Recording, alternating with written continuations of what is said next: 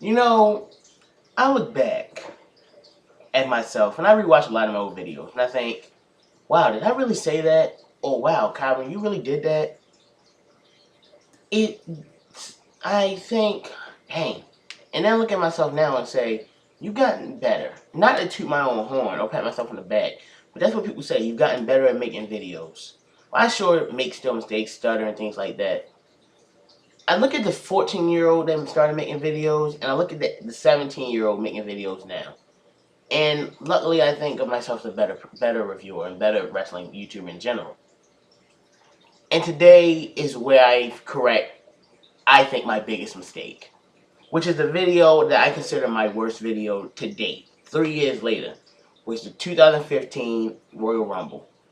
If you go to the second video listed on this channel, you'll go to my 2015 Royal Rumble review, which I still think I was completely wrong in doing when I did it and how I did it. I reviewed it directly after the show went off the air, where I was angry and bitter, and that shows. And while I've made a lot of other videos since then where I've been angry, such as my No Mercy review, I try hard not to be completely unfair. In which that's where I feel like I was. So, and I've been wanting to re-review this pay-per-view really since the day that video went up. But now with the Royal Rumble not only being tonight, but being in the exact same building, I feel like this is the best chance I had to do it. So what's up, everybody? My name is Kyron Chase, and today I will be re-reviewing the 2015 Royal Rumble. Now, like I said, this is 3 years after it happened, and in the same building the 2018 Royal Rumble is. So I feel like, yeah, now's the best time to do it. As usual, I don't touch the pre-show. First match of the card was the Ascension versus New Age Outlaws. I'll be honest, I didn't like this match then, I still don't like it now. I think the storyline was stupid of pretty much burying the Ascension the way they did the Raw before the Royal Rumble against all the legends. And, you know, they talk about on the commentary, oh, they beat a team like New Age Outlaws, that's impressive. Not at that stage. If they had beaten them in their prime, yeah, it'd be impressive. But now, not so much. JBL's commentary, I thought, just constantly putting down the Ascension was stupid. And making them a fake Road Warriors was dumb. Now, I'm one of the people who feel like Ascension is one of the first people that got, you know, destroyed and buried once they came from NXT to the main roster. But it doesn't hurt me like a lot of other wrestlers because I wasn't watching NXT when they were killing it down there. I started watching NXT later in 2015, so they don't have the effect on me someone else made. So yeah, it doesn't. So they talk about how they looked impressive. I don't think it looks impressive when you beat two men so out of their prime like the Outlaws, and they never got over until they started doing the stuff with Breezango last year, which really didn't get them over as a tag team. Just calm the Jarvis. This was really the only big win the Ascension ever had, which is saying something. There wasn't a lot in this match that I remember really. Even back then, even rewatching it, I feel this match is pretty forgettable. So the Ascension pinned Billy Gunn after the Fall of Man, so it wasn't a good match. I'll be honest. I'm gonna give this match a D. I think it's still a bad match now. Next up, the Usos versus the Miz and Mizdow for the tag team championships. What? Just look at how this is 3 years ago. You had the Miz, who no one liked. Now he's one of the most liked guys, even though he's still getting booed. He's still one of the best guys on the roster. You had Damien Mizdow, who was probably one of the top 4 most over acts in WWE. And the Usos, who really, they were good, but look at how great they are back then. It's almost cringe to see how they were back then. Now, the story of this match is that Miz doesn't want to let Mizdow into the match because he's getting more over than Miz is, doing his own shtick. And I was rewatching Damien Mizdow highlights just today just to remember it, and I remember how funny and over that gimmick was. And it really supposed to just be a one-off. Damien Sandow took something that's supposed to be a one-off and used it to save his career and make him more over than he ever been. And it's a shame they didn't really do anything with it. So, with Miz not letting Mizdow in the match, he pretty much makes this a handicap match. Sure, with some Mizdow got his stuff in, comedy and otherwise. one of the Usos, I don't remember which one, kicked out of 2 Skull Crusher finales, one by The Miz and one by Mizdow. And the one by Mizdow looked more devastating. Miz faked the tag to Mizdow, which got him heat, because, Philadelphia is not... Philadelphia, you make them mad, they will prove it, and you'll see why later. Usos, one of the Usos went for a high-flying move. Miz pushed Mizdow into him. Then right after that, the other one hit Miz with the same move. But he kind of missed Miz for real, and the crowd did chant "You effed up," but not loudly. It was noticeable, but not too noticeable. The Usos won by hitting Miz with the top rope frog splash. I'll be honest, I don't like this match as much as I did when I first saw it. I think the reason is because when I first saw it, and the match's not shorter than I remember. The match's only 9 minutes. 9 minutes and 29 minutes, and I could have sworn I remember it going at least 10.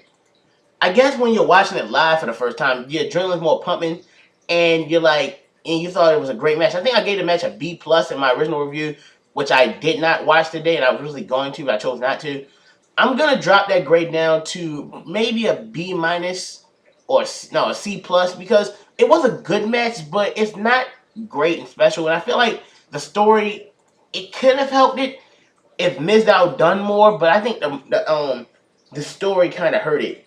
I understand Miz was being a heel by refusing to have Mizdow tag in, but wouldn't it make more sense to make the stunt double do the hard work? So let's say, even if they weren't going to win, let's say Mizdow does most of the hard work, and he hits the Scorpion finale, but Miz tags himself in and pins and gets the kick out. That's how you be a good heel and not forcing yourself into a handicap match. If anything, if you want to get heat on the Miz and sympathy on Mizdow, you do the complete opposite and have him wrestle most of the match. So yeah, I give this match a C+. Now we get the Bella Twins versus Paige and Natalya. And, oh man. This match was bad. It was like, I don't know why Bleacher Report gave it a B, because this match really was not that good. As I said in my original review, and I always did say, I hate when they use Total Divas to fuel storylines on TV. I think that's not smart, which is why I'm glad they don't really do it nowadays. I'm surprised Total Divas still there. It's been there for 5 years now. I'm surprised. I don't watch that show anymore. But literally, nothing about this match. It was only a couple memorable spots. I remember some double team moves by the Bellas. I remember Paige sexily crawling over Brie, which you got a couple men in the crowd aroused. I remember Natalya getting dominated through most of the match, and she was about to get the hot tag to Paige, but Brie pulled her off the apron and Nikki hit her with a forearm and got the 1, 2, 3. I really don't think this match is really that good. Now, it's a problem because later this year, that's when Charlotte, Becky, and Sasha came up, and we were finally able to stop treating the matches as the toilet break match. But this match is a toilet break match in the definition of a toilet break match. It shows that, see, the problem with this match, and especially people that didn't care about the Bellas, they're not going to watch Total Divas. Hardcore fans especially are not going to watch Total Divas. So when you force it down their throats even more than you're already doing, it's just going to make them more angry. And the Philly crowd, you can tell they didn't really care much about this match. They started an Olay chant at one point.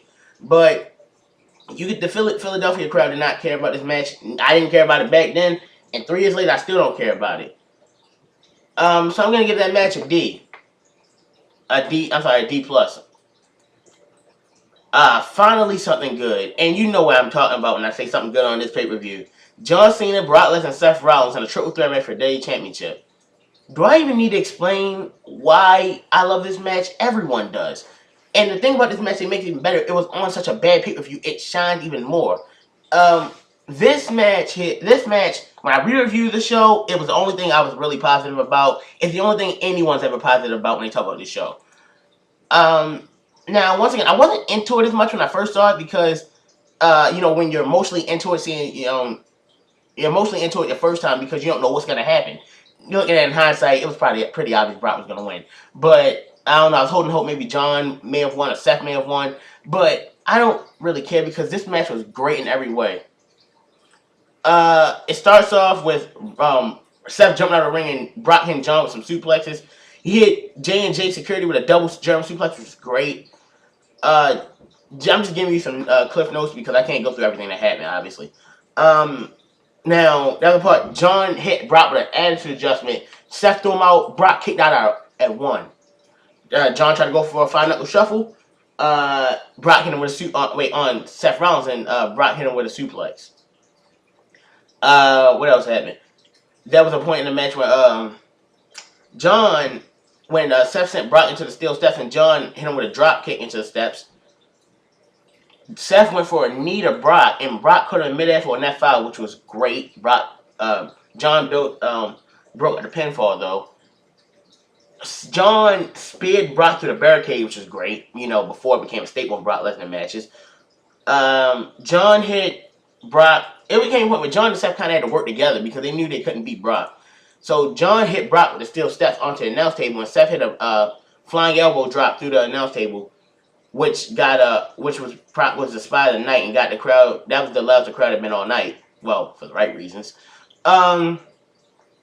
This let Brock take a nap. Take a nap on the outside for a few minutes, and this led to John and Seth going at it for a few minutes. And I said in my original review, and I still stand by it, that John and Seth had good chemistry whenever they faced each other. It showed in a lot of that match, especially this one, the SummerSlam match they had later that year. John hits J&J got involved again. They hit a triple powerbomb on John, but John kicked out. John hit an AA on Seth. He kicked out. And really, I remember when I first saw that match, I thought it was over because that was a great false finish. Because I thought the refs had 3 at first. John hit a double attitude adjustment through both of J&J. Seth hit another curve stomp on John, but John kicked out. Seth went for the top, hit a Phoenix Splash for the first time. Brock, he pins John. Brock comes in the ring, hits a couple suplexes on Seth. I think he hit one on John. John rolls out of the ring. Seth hits Brock the briefcase twice, goes for a curve stomp on the briefcase, and Brock just jumps up here with an F5 for the 1, 2, 3. The best type of triple threat matches are the matches where you got 3 guys that know what they're doing. This match, you got the triple threat main event at WrestleMania 20. You got Rock, Angle, and Undertaker at Vintage Challenge 2, just to name a few. Those are some of my favorite triple threat matches. It's funny, I remember when Seth first added to this match, I was not happy about it because this is back in the time where I wasn't big on Seth Rollins. I thought, the feud John and Brock are having, that's just gonna ruin the end Seth. Adding Seth is what made this match one of the top 5 matches of the year. I ranked it number 2, my top 10 favorite matches of 2015. This match, I didn't think it would produce an all-time classic when it first announced, but it did. It was the best triple threat match we had seen in a while, and I still think it's probably the best triple threat match we've had in the last couple years. So I'm gonna give this match an A. I gave it an A in the original review. I'm gonna give it an A now. I can't find any flaws with this match. I think in my original review I said my only flaw was that Brock won and keeping on a part-time was stupid, which I still do believe. But Brock winning was great because all 3 men looked good. This was the match that made me a Seth Rollins fan and heck, even made me a Brock Lesnar fan because I really wasn't caring about him. Now we know Brock's gonna have a triple threat match tonight, and I guarantee you on everything I own, it will not be better than what we saw 3 years ago. So yeah, I gave Brock, Seth, and Cena an A. Now we go to the Royal Rumble match, which was the reason that I had most of my anger 3 years ago, and I still don't like this Rumble. And most people rank the 2015 Royal Rumble match as the worst Royal Rumble match in history. Now, I don't know if it's the worst for me because you got stuff like 1995 that could have been probably, I think it's the worst because it didn't even go 40 minutes. Now, as usual, I'm not going to go through everything that happened in this match because that would take too long, and I'm not trying to stay here that long. Well, not stay here, but I don't want to have this video drag on too long. So it starts off with Miz and R-Truth. Number 3 is when we got the, I think number 3 is where we got the biggest pop of the night and the best surprise when Bubba Ray Dudley had made a surprise, and him and R-Truth did some of the Team 3D or the Dudley Boys, whatever you want to call them, their offense, the What's Up drop in the 3D because they couldn't get Devon to come out. Bubba Ray looked good. Luke Harper came in number 4. He and Bubba Ray fought, and it actually was pretty good. Bray Wyatt came at number 5. And if you ask me, Bray Wyatt was the MVP of this match. Bray Wyatt lasted 47 minutes, and he had a tie. He was a tie with 2 other men with 6 eliminations. Bray was the MVP of this match and was eliminating everyone. Number 7 was the Boogeyman, and he's still discussing this very day. He was even discussing on Raw 25, which is funny because I called him out at Raw 25 right before he came. Number 10 was Daniel Bryan, and Daniel Bryan got the loudest, probably one of the loudest reactions of the night. And Daniel Bryan looked great. But my problem with Daniel Bryan, and this was the problem, is not just it's that he lasted 10 minutes and 36 seconds. He's the one guy everyone wanted to win. He was eliminated with 10 minutes and 36 seconds. You had Diamond Dallas Page coming in number 14. Now, the way Daniel got eliminated is he was fighting Rusev and he was on the apron. And he knocked Rusev back, but Bray came and knocked him off the apron, which, I remember watching thinking that's how they eliminate Daniel Bryan. I was angry. I was legit angry. And then right after that, WWE trolled the fans. They knew what they were doing. Goldust came out. So, after Daniel Bryan, the one person everyone wants to see win the Rumble, the first thing we see that pops on Titantron, Shattered Dreams. That's not the Authority trolling us. That is WWE themselves trolling us. And that's really where a lot of people saw on the run when Daniel Bryan went out. Not just the fact that he went out, but how he went out, the fact he didn't last, he only lasted 10 minutes. What else happened? Kofi came out at number 17 and Adam Rose at number 18. Kofi's big saving spot this time was he got thrown over the top rope by Rusev, and the Rosebuds caught him and took him around and got him back in the ring. But Kofi only lasted 3 minutes. Adam Rose got eliminated in 8 seconds. Now, number 21 is really where the crowd finally came alive again when Damien Mizdow entered. And he and Miz got into a little spat at first, but Roman knocked Miz out the apron for Miz could get in the ring. And Mizdow entered. And finally, we have someone that everyone wants to see in it. He's going crazy. He's doing moves. The Miz offense better than the Miz, might add. But he only lasted 18 seconds. So, and he gets thrown over the top rope. Everyone gets mad again. Like, it's that type of booking that makes people mad at WWE. Not only do you eliminate the people we want to see in the match, or win the match for that matter, but they don't last that long. 18 seconds. You finally get the crowd back on your side after Daniel Bryan, and the guy only lasted 18 seconds in the match. That's sad. Number 23 was Ryback. Number 24, Kane. Number 25, Dean Ambrose, who got a loud reaction. Finally, someone else the crowd wanted to see win. Titus O'Neil came out right to Dean Ambrose. He was supposed, now this is a botch. He's supposed to last shorter than Santino Marella, but he was too far to the ring, so when Roman and Dean Ambrose clotheslined him over the top rope, he didn't make it in enough time, so he jumped over. He lasted 4 seconds. Dolph Ziggler was number 30, Big Show was 29, Cesaro was 28, Bad News Barrett 27. This is where a lot of the anger really comes from. It's the eliminations of the people that people want to see. I already went over Daniel Bryan and Damien Mizdow. Ziggler comes in super kicking everyone. He eliminates Cesaro pretty good. He gets knocked out by Big Show, easily dumped over the top rope. Bray Wyatt gets knocked out by Big Show, easily put over the top rope by Kane and Big Show. Then, alright, so the final 4, well, Rusev rode under the bottom rope. So, for what we think is the final 4, we got Ambrose, Reigns, Big Show, and Kane. Now, the crowd is firmly behind Dean Ambrose because they hate Roman Reigns. They don't want to see Kane and Big Show win in 2015. The only time Kane ever should have won was 2001. So there's a back and forth, but Dean Ambrose gets double choke slammed, I believe, and gets tossed over the top rope. And this is where the Philly crowd hated everything. They chanted BS. We want refunds. Kane and Big Show tried to put Roman over, but they ended up turning to each other. Roman ducked them both over, and of course, everyone hated it. So Kane and Big Show go back in the ring, double chokeslam Roman, and The Rock comes out and gets a huge reaction from the crowd. Rock takes out Big Show and Kane, hits the people's elbow on Kane.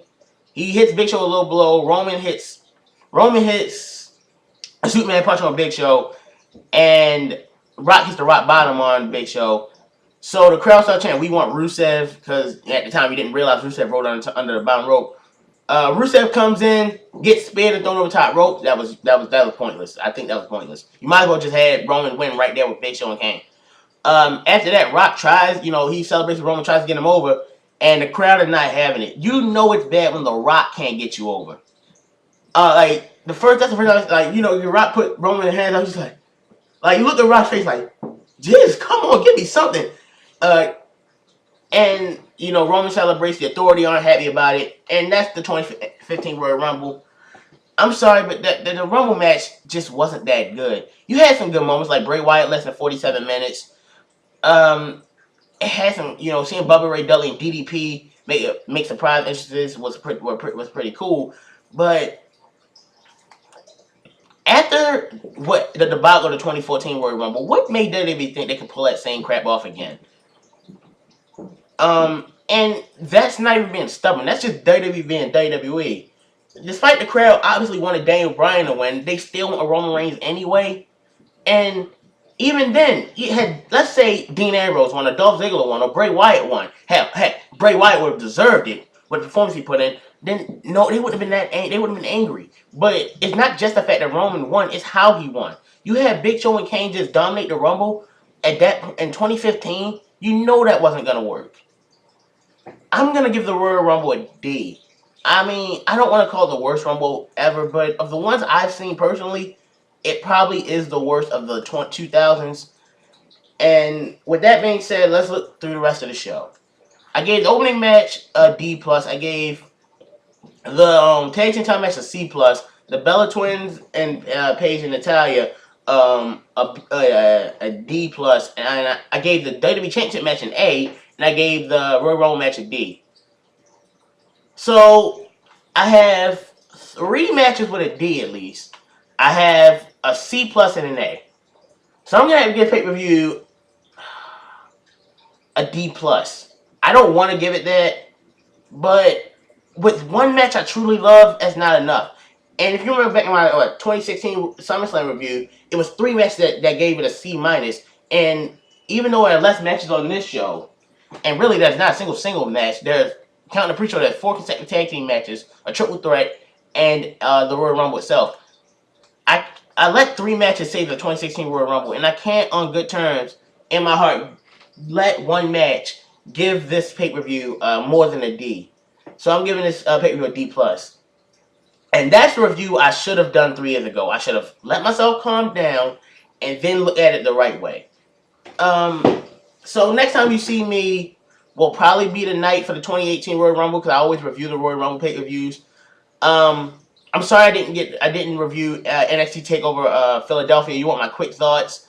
Every match is pretty good. The storytelling in Ember Moon and Shayna Baszler was great. The Velveteen Dream is completely over. Aleister Black versus Adam Cole was brutal, and I thought Adam Cole broke his back on that double chair spot. And my God, Gargano and Almas is the match of the year already. And we're only 4 weeks into the year. That match had my emotions into it. I almost cried when Johnny didn't win. Seeing Cancer Ray attack Zelina Vega was amazing. And seeing Ciampa attack Gargano after the match and crack him over the back with the crutch was amazing. Was great too. Anyway, that's my review. I will catch you guys later.